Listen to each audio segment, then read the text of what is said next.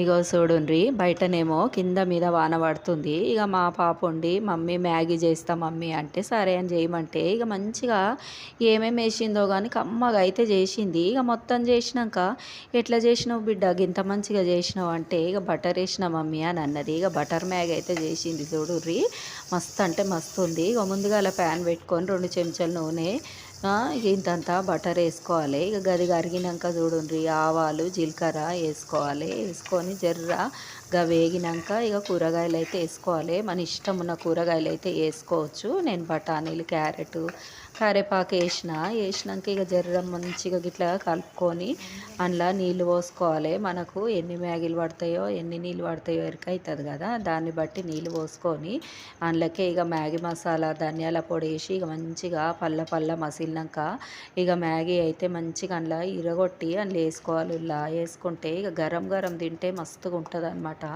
ఇక పిల్లలకు కూడా గిట్లా ఈ స్కూల్ నుంచి రాగానే ఉడుకుడుకైతే చేసి పెట్టుండ్రి. ఇక మేమైతే రాత్రి గిట్లా వాన పడుతుంటే మంచిగా మ్యాగీ అయితే చేసుకొని తిన్నాము. ఇక టేస్ట్ అయితే అదిరిపోయింది.